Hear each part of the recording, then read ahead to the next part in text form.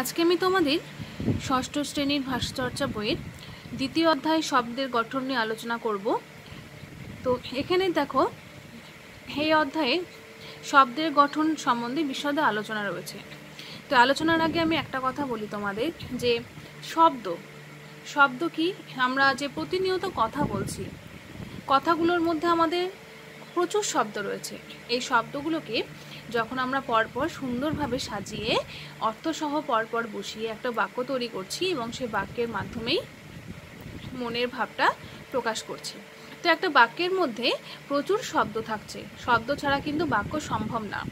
তো সেই সব শব্দের গঠন, অর্থাৎ সেই শব্দগুলোর মধ্যে কীরকম ধরনের ধ্বনি, কত ধরনের ধ্বনি বর্ণ তারা কিভাবে বসেছে, কিভাবে পাশাপাশি যুক্ত হয়েছে, কিংবা একটা শব্দের মধ্যে একটা ধ্বনির সঙ্গে আরেকটা ধ্বনি কিভাবে যুক্ত হচ্ছে, সেই বিষয়ে কিন্তু এখানে আলোচনা। অর্থাৎ শব্দের যে আকৃতি, শব্দের অন্তরঙ্গ এবং শব্দের বহিরঙ্গ যে গঠন, সবটা এখানে আলোচনা আছে। তো এসো আমরা মূল আলোচনায় আসি। শব্দ গঠন, গঠন শব্দটার অর্থ হচ্ছে একটা তৈরি করা, একটা স্ট্রাকচার। সেই স্ট্রাকচারটা ভেতর এবং বাইরের দুটোরই। মৌলিক শব্দ, যৌগিক শব্দ কীরকম? সভ্যতার ইতিহাসে মানুষ আগে কথা বলতে শিখেছে, একদম তাই। আমাদের পৃথিবীতে যখন প্রথম মানুষের আবির্ভাব হয় শুরুতে, তখন মানুষ কি এরকম দেখতে ছিল না। তোমরা ইতিহাস বই দেখলে বুঝতে পারবে যে আগে গেরিলা কিংবা শিম্পাঞ্জির মতো মানুষের চেহারা ছিল। একদম সভ্যতার আদিতে, যখন মানুষ সভ্য কী জিনিস জানতো না, সভ্যতা কীরকম জানতো না, তারা কাঁচা মাংস খেত, গায়ে কোনো পোশাক থাকতো না, পুরো অন্যরকম থাকতো। বনে পশুরা যেমনভাবে থাকে তেমনভাবে থাকতো। কিন্তু ধীরে ধীরে ধীরে ধীরে মানুষ সভ্য হতে শিখলো। তারপরে আস্তে আস্তে তারা কথা বলতে শিখেছে। এই যে কথা বলছে, আমরা যে তোমাদের সাথে কথা বলছি, এই যে আমি পড়াচ্ছি, এই কথার মধ্যে কতগুলো শব্দ আছে।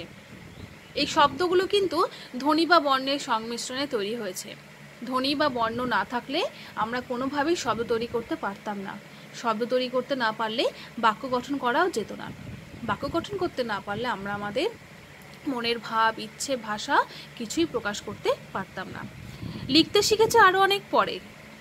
প্রথমে মানুষরা যখন প্রথম আবির্ভাব হয়, তখন তারা অনেক পরে কথা বলতে শিখেছে এবং তার অনেক পরে লিখতে শিখেছে। একটি শিশুও তাই প্রথমে অন্যদের কথা শোনে, তারপর তার অনুকরণ করে কিছু কিছু উচ্চারণ করতে চায়, লিখতে এবং পড়তে শেখে একটু একটু করে বড় হলে। একটা বাচ্চা যখন সে জন্ম নেয়, তারপরে প্রথম মতো তার মায়ের এবং তার পরিবারের অন্যান্যদের কথা শোনে, কথাগুলো কানে আসে, তখন সে আস্তে আস্তে সেগুলো অনুধাবন করে, কিন্তু বলতে পারে না। তারপর যখন বুদ্ধি হয়, একটু বড় হয়, আস্তে আস্তে সে শব্দগুলো বলতে থাকে এবং তারপরে যখন আরও বড় হয় তখন লিখতে পড়তে শেখে। আদিম মানুষের অবস্থা কিন্তু সেরকম ছিল। শুরুতে ধীরে ধীরে তারা কিছুই বলতে পারতো না, তারপরে আস্তে আস্তে বলতে শিখেছে, তারপরে আস্তে আস্তে লিখতে শিখেছে, তারপরে আজকের এই পৃথিবীতে এই জায়গায় এসে দাঁড়িয়েছে। তো কথা বলার শব্দগুলি তাই তৈরি হয় মুখের ভাষার ধ্বনি দিয়ে। অবশ্যই আমরা যে কথা বলছি, আমরা যে আমাদের মনের ভাবগুলো ভাষায় প্রকাশ করছি, সেগুলো কী দিয়ে তৈরি হয়? অবশ্যই ধ্বনি দিয়ে। তো এই ধ্বনি দুই রকম, একটা হচ্ছে স্বরধ্বনি আর একটা হচ্ছে ব্যঞ্জন ধ্বনি। তাহলে ধ্বনি কয় প্রকার বলো? স্বরধ্বনি এবং ব্যঞ্জন ধ্বনি। লেখার ভাষার শব্দগুলি প্রকাশ করতে হয় সেই সব ধ্বনির লিপি রূপ দিয়ে। এগুলোকে বলা হয় বর্ণ বা অক্ষর। লিপি রূপ মানে লিখিত রূপ। ধ্বনির লিখিত রূপই হচ্ছে বর্ণ, যেটা আমরা লিখি। বর্ণের লেখ্য রূপ আছে, আর ধ্বনি হচ্ছে শুধুমাত্র দৃষ্টিগ্রাহ্য। কেমন দেখা যায়? একটি শব্দের গঠনে একটি ধ্বনি যেমন থাকতে পারে, তেমনি একাধিক ধ্বনিও থাকতে পারে। আবার শব্দটিকে যেসব বর্ণ দিয়ে লিখি, শব্দটি উচ্চারণে অন্য ধ্বনিও থাকতে পারে। যেমন একটি, এখানে এ বর্ণটির উচ্চারণ এ ধ্বনির মতো। এখানে দেখো একটি লেখা আছে, এখানে এ যে বর্ণটি লেখা আছে একটি এ, এখানে এ বর্ণটি, এই যে এ বর্ণ, এই বর্ণটির উচ্চারণ কীরকম? এ ধ্বনির মতো। এ, ওই, ও এগুলো কি ধ্বনি? স্বরধ্বনি। একটা, এখানে এ বর্ণটির উচ্চারণ কীরকম হয়েছে? এ ধ্বনির মতো। বুঝতে পেরেছ? আমরা কখনো একটা বলি না, এর মতো উচ্চারণ করে কি একটা বলি? এখানে এ, কিন্তু এটা এ কি বলি আমরা? একটা বলি না একটা বলি? একটা বলি। লেখার সময় কিন্তু আমরা এ লিখছি, কিন্তু উচ্চারণ করার সময় আমরা কি বলছি? এ বলছি। সেজন্যই বলা হচ্ছে যে যেরকমভাবে আমরা যেসব বর্ণ দিয়ে লিখি শব্দটি উচ্চারণ কিন্তু অন্য ধ্বনি থাকতে পারে, অর্থাৎ লেখার বর্ণ আর উচ্চারণের একরকম নাও হতে পারে। এটা হচ্ছে তার প্রমাণ। লিখছি এ দিয়ে কিন্তু উচ্চারণ করছি এ দিয়ে। অবাক, এখানে অ বর্ণটির উচ্চারণ কিন্তু অধ্বনির মতোই হয়েছে। দেখো আমরা লিখছি অ আর এখানে উচ্চারণও করছি অ, কোনো পার্থক্য নেই, তাই না? কিন্তু অতি, এখানে অ বর্ণটির উচ্চারণ ও এর মতো হয়েছে। ভালো করে তোমরা বলো, আমি যখন বলছি তোমরা তোমার মুখে মুখে বলবে। আমরা কিন্তু অতি বলি না, অতি বলি কি বলি বলো? অতি। লিখছি এখানে বর্ণ ও, অ বানানে কিন্তু লিখছি অ, কিন্তু উচ্চারণ করছি কি? ও। তাহলে আমাদের লেখা আর উচ্চারণ দুটো কিন্তু আলাদা হচ্ছে।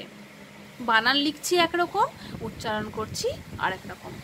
কারণ অতি শব্দের বানানটা কিন্তু এটাই, অ তয় রস্বই। তাই বানানে আমাদের এটাই লিখতে হবে। উচ্চারণে কি বলতে হবে? অতি। এর অয়ের উচ্চারণটা কিসের মধ্যে হচ্ছে? ও এর মতো হচ্ছে।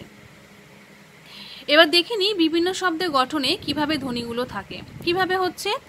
ও একটি স্বরধ্বনির সাহায্যে গঠিত। এ, ওই, ও, ঔ এগুলো কি? স্বরধ্বনি।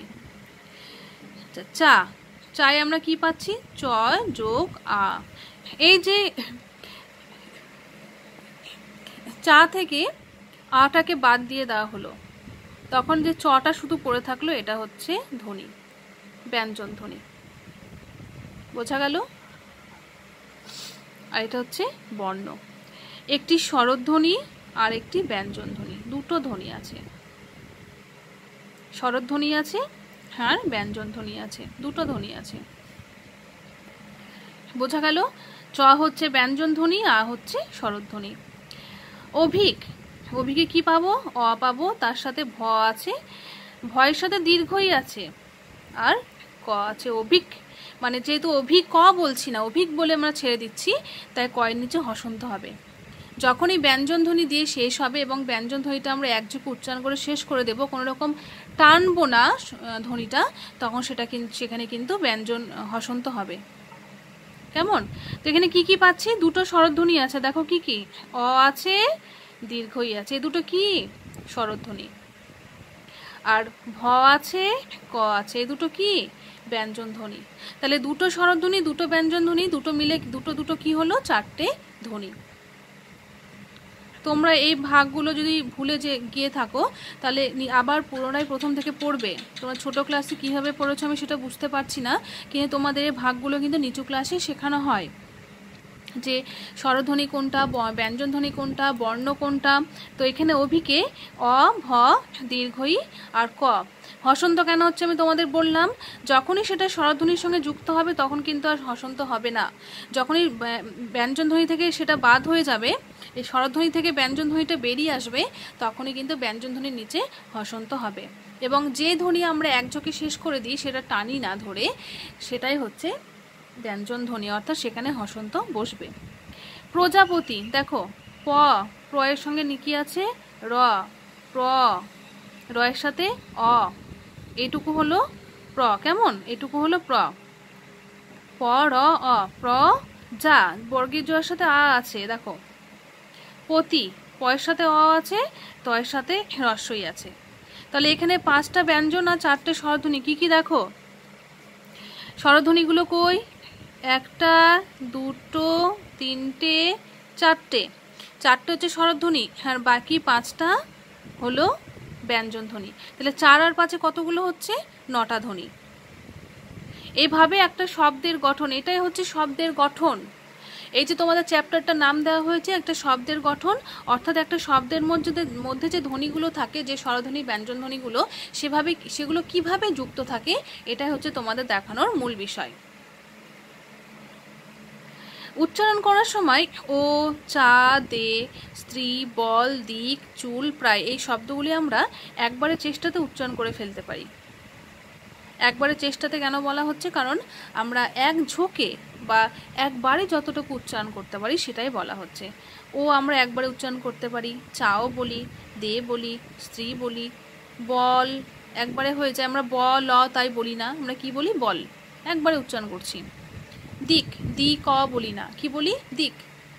চুল, প্রায়, তাহলে এগুলো আমরা একবারে উচ্চারণ করতে পারছি।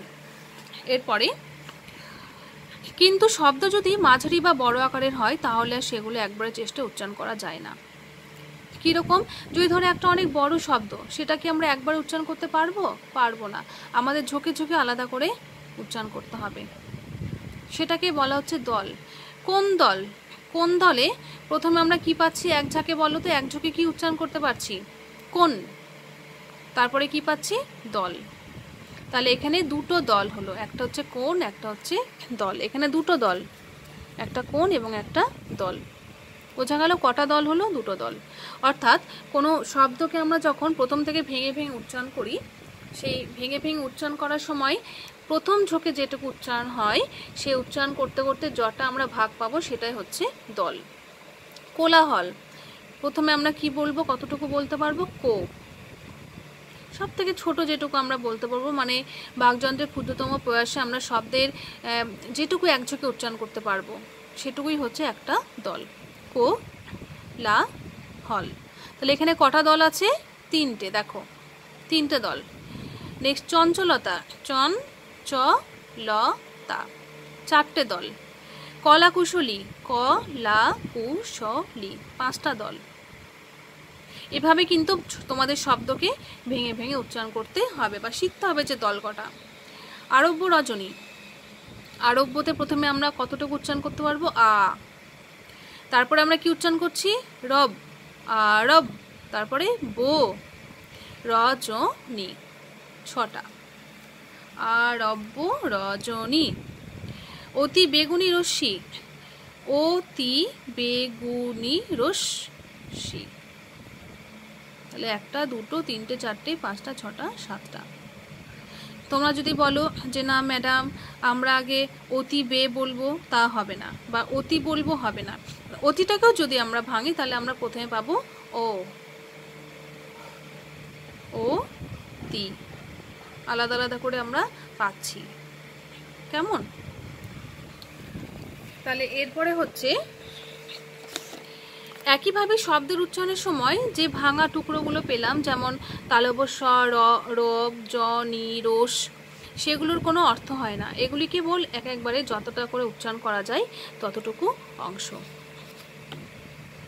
এবার যদি অর্থের দিক থেকে তাকাও তাহলে দেখো শব্দগুলি কেমন হচ্ছে। অর্থের দিক থেকে এগুলো দেখা গেল গঠনগত, অর্থাৎ বাইরের দিক থেকে বা বাহ্যিক গঠন। এগুলো হচ্ছে এবার আভ্যন্তরীণ গঠন। অতি বেগুনি রশ্মি, অতি বেগুনি রশ্মিটা আমরা একসঙ্গে বলি, কিন্তু অতি বেগুনি রশ্মির মানে কি, অতি মানে ভীষণ বেশি, বেগুনি আলো যেটা আমাদের পৃথিবীতে আসে সেটাকে বলা হচ্ছে অতি বেগুনি রশ্মি। আরব্য রজনী, রজনী মানে কি, রাত, আরব দেশের রাত, আরব্য। কলা কুশলী, কলা কুশলী অর্থাৎ যারা শিল্পী মানুষ হয়, যারা বিভিন্ন ধরনের সংস্কৃতিমূলক গান বাজনা করেন বা অনুষ্ঠান করেন তাদের বলা হয় কলা কুশলী। চঞ্চলতা, চঞ্চলতা চঞ্চল থেকে চঞ্চলতা, যারা ভীষণ ছটপটে তাদের বলে। কোলাহল, কোলাহল, কোন্দল, কোন্দল। প্রথম তিনটি ক্ষেত্রে একের বেশি শব্দ জুড়ে ছিল। দেখো একের বেশি শব্দ বলছে কেন, এই প্রথম তিনটেতে। এখানে কটা শব্দ পেয়েছি, একটা, দুটো, তিনটে শব্দ।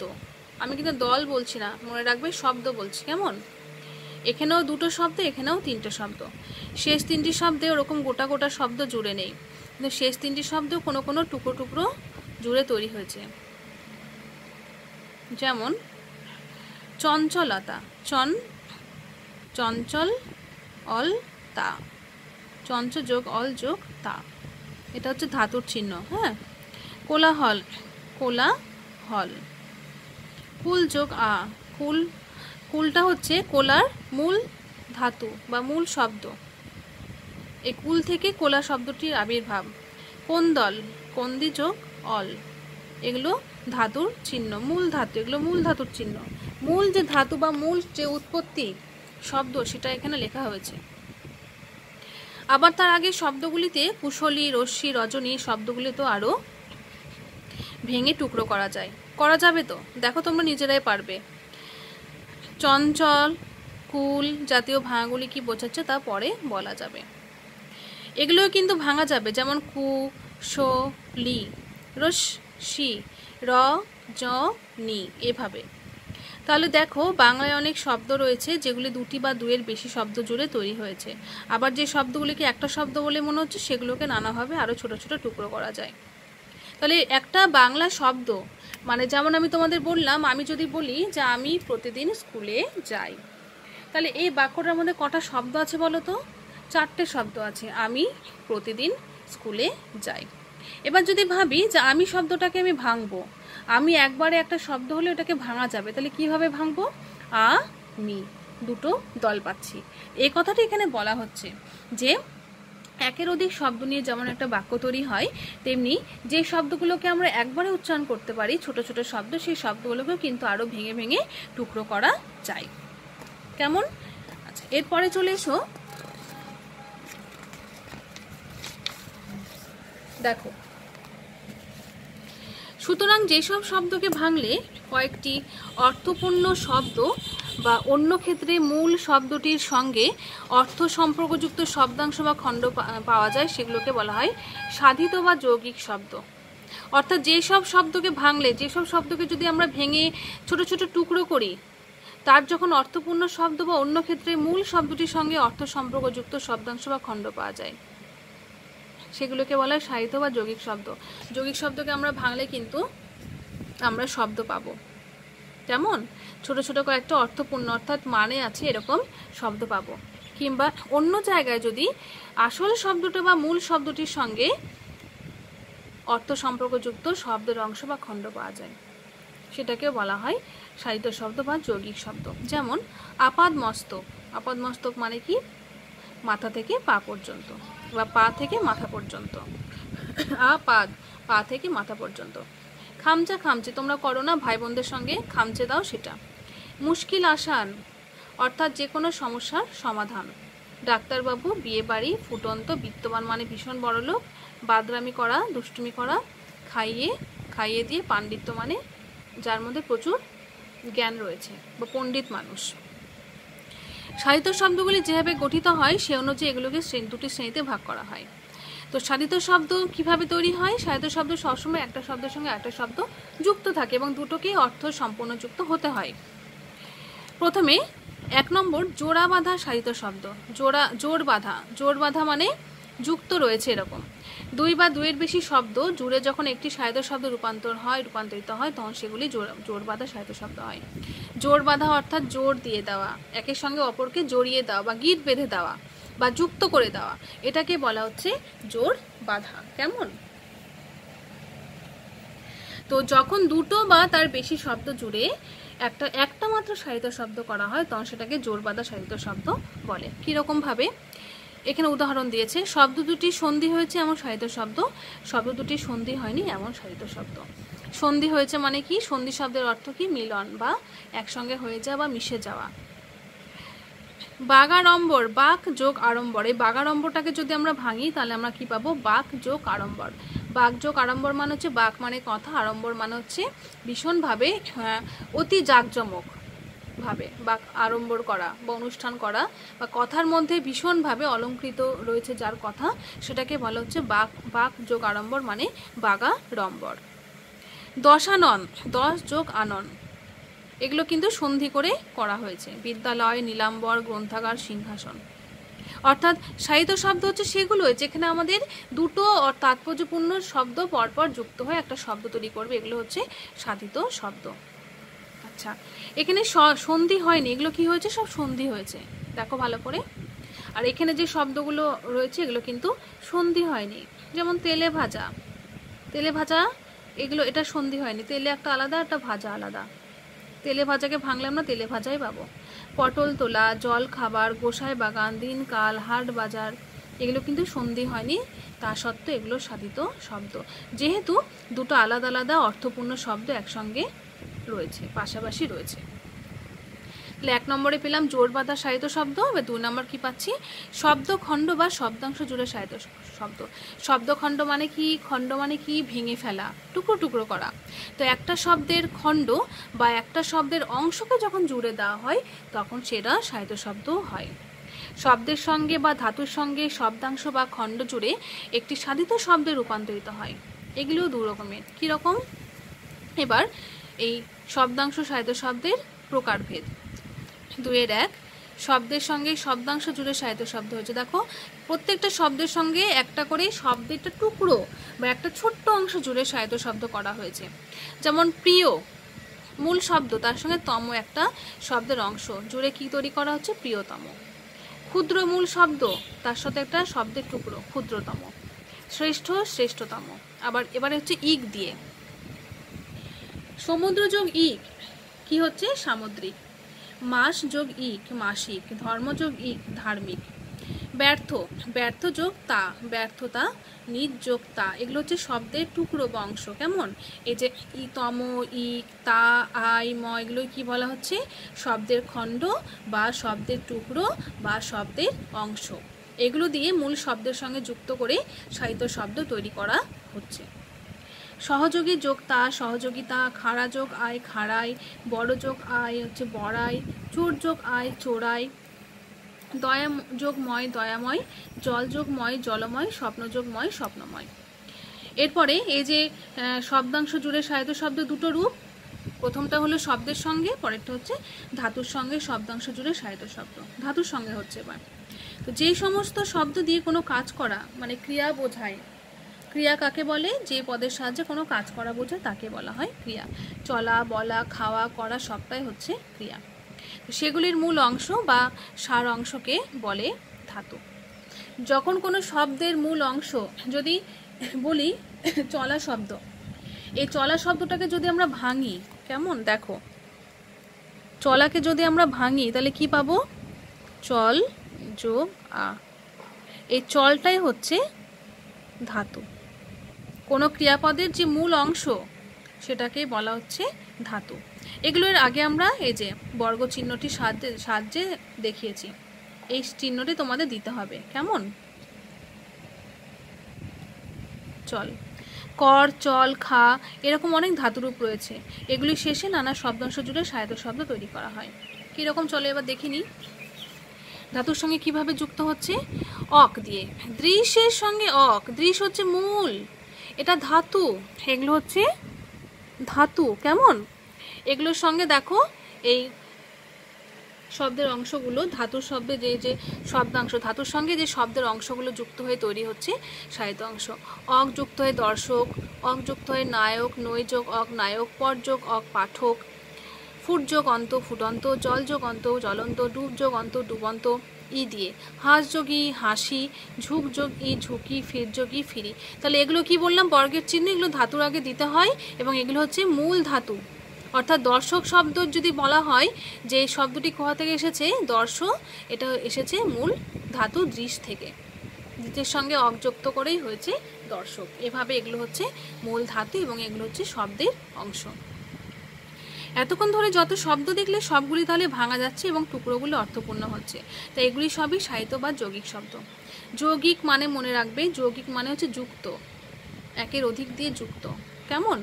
এভাবে মনে রাখবে। আর যৌগিক শব্দের আরেকটা নামই হচ্ছে সাধিত ধাতু। যদি পরীক্ষায় প্রশ্ন আসে তোমাদের যে যৌগিক শব্দের অপর নাম কি, তোমরা লিখবে যৌগিক শব্দের অপর নাম হলো সাধিত শব্দ। কিন্তু এছাড়া আরও অনেক এক ধরনের শব্দ গঠন আমরা দেখতে পাবো। কীরকম? যেসব শব্দকে ভাঙা যায় না বা শব্দটি থেকে ছোট খণ্ডে ভাঙলেও তার আর কোনো অর্থ পাওয়া সম্ভব না, সে জাতীয় অবিভাজ্য শব্দগুলিকে সিদ্ধ বা মৌলিক শব্দ বলে। তাহলে মনে রাখবে, মৌলিক শব্দ হচ্ছে যেগুলোকে আমরা ভাঙতে পারবো না, যেগুলোকে ভাঙতে পারবো না বা ভাঙা যায় না।